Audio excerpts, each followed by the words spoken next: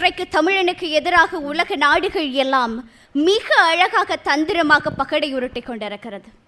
ஆம், நாங்களும் அவர்களுக்கு பின்னால் பிஸ்கட்டுகளுக்கு அலையும் நாய்க்குட்டிகளைப் போல வாலாட்டி கொண்டு சென்று கொண்டிருக்கிறோம். இன்றைக்கு நம்முடைய பண்பாடும் பாரம்பரியமும் பூச்சியங்களாக அடையாளம் காட்டப்பட்டு கொண்டிருக்கிறது, குப்பைகளாக காட்டப்பட்டு கொண்டிருக்கிறது.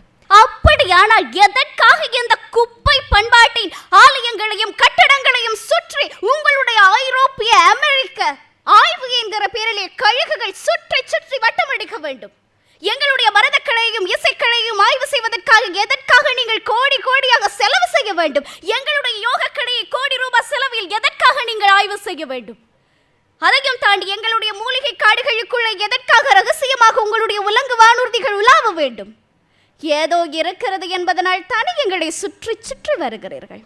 இன்றைக்கு எப்படி இயேசு சிலுவைக்கு ஒப்பு கொடுக்கப்படுகிற போது அவருடைய மேலாடை எனக்கு உள்ளாடை எனக்கு என்று ஆளுக்கு சீட்டு போட்டுக் கொண்டார்கள். அதை போல இன்றைக்கு தமிழன் நிலங்களுக்கும் சொத்துக்களுக்கும் ஆளுக்கு உனக்கு எனக்கு என்று அடிபட்டு கொண்டு சீட்டு போட்டுக் கொண்டு இருக்கிறார்கள். நமக்கு தெரியுமா? தெரியாது. தோற்க போகிறோமா?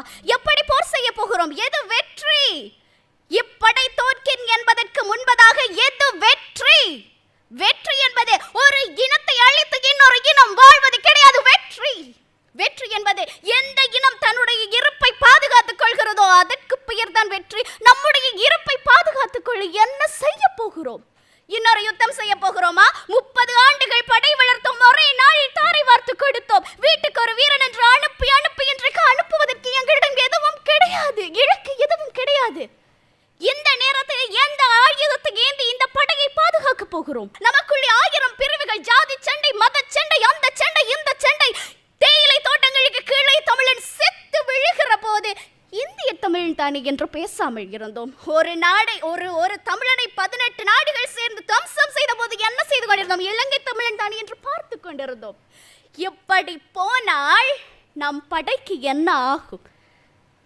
எனக்கு ஒரு ஆசை இருக்கிறது, நான் ஒரு மரத்தமிழச்சி, எனக்கு ஒரு ஆசை இருக்கிறது, எதிர்காலத்துக்கு எனக்கு ஒரு குழந்தை பிறக்க வேண்டும். அவளுக்கு அவளுடைய தமிழின் அருமையை சொல்லி சொல்லி கதையாய் சொல்லி வளர்க்க வேண்டும். அதற்கு முதலாவது என் இனம் இருக்க வேண்டும் ஐயா.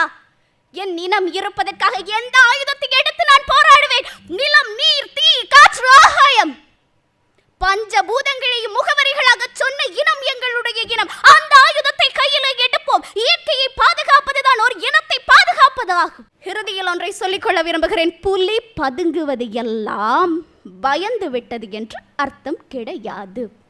நன்றி, வணக்கம். பிரியதர்ஷினி, ரொம்ப உணர்ச்சி வசப்பட்டு ரொம்ப அழகாக மண் வாசனையோடு பேசுனீங்க. வாழ்த்துக்கள். ஏன்னா இப்போவே உங்களுடைய பேச்சுக்கு வெற்றி வகை சூடுகிறோம். ஏன்னா அந்த ஒவ்வொரு எடுத்துக்காட்டுகளும் நீங்கள் சொன்னதெல்லாமே அனுபவபூர்வமாக பார்த்துருக்கீங்க. எதிர்காலத்துலேயும் எப்படி அதை கொண்டு செலுத்துவீங்கிறதுக்கு ஒரு முத்தாய்ப்பாக என்னுடைய குழந்தைக்கு என்ன சொல்லி தருவேன்னு சொன்னீங்க பாருங்கள்.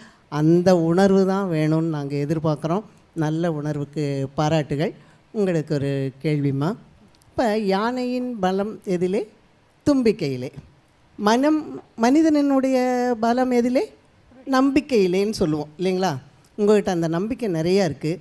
இந்த மனிதனுடைய பலம் நம்பிக்கையில் இருந்தால் எந்த பகை உணர்வு வந்தால் கூட நம்ம எதிர்த்து போராடலாம், இனத்தை காக்கலாம்னு சொன்னீங்க இல்லையா? இப்படை தோக்கின் எப்படை வெல்லும் அப்படின்னு கேள்விப்பட்டிருக்கீங்க. மனிதனுடைய பலம் நம்பிக்கையை வைத்து இதை எப்படி கொண்டு போவீங்க வெற்றி அடைய?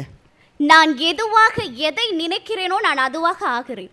என்னுடைய எண்ணங்கள் தான் என்னை வடிவமைக்கிறது. கண்ணாடிக்கு முன்னாக நின்று நான் கருப்பியாக இருக்கிறேன், நான் ஒரு கிளியோபட்ராவாக என்னை நினைத்து கொண்டால் நான் கிளியோபட்ரா தான். அப்படித்தான் ஆகிறேன். அதைத்தான் சொல்கிறேன். என் இனத்திற்கு ஆண்டாண்டு காலம் தொட்டு ஒரு மரபு இருக்கிறது. ஆண்ட பரம்பரை நாங்கள் ஒன்றும் மாண்ட பரம்பரை கிடையாது என்ற ஒரு நம்பிக்கை எங்களுக்குள் இருக்கிறது. அந்த நம்பிக்கை எங்களுக்கு சோறு போடும். விழுகிற போதெல்லாம் தூக்கி தூக்கி அந்த நம்பிக்கை நிறுத்தும். நான் இந்த இடத்திலே ஒன்றை நம்புகிறேன். இன்றைக்கு நடக்கிற மேலைத்திய நாகரிகத்திலே மேலைத்தியம் நிறைய விடயங்களை கற்றுக் கொடுக்கும், வளர்ச்சியினுடைய உச்சத்திலே கொண்டு போய் நிறுத்தும். ஆனால் ஒரு நாள் ஒரு கேள்வி வரும்.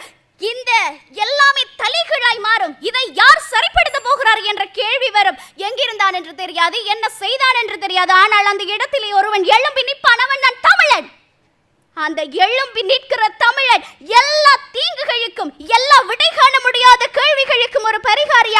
நிற்பான். அது என்னுடைய நம்பிக்கை. இந்த நம்பிக்கைப்படி எல்லாமே நடக்கும் என்று நான்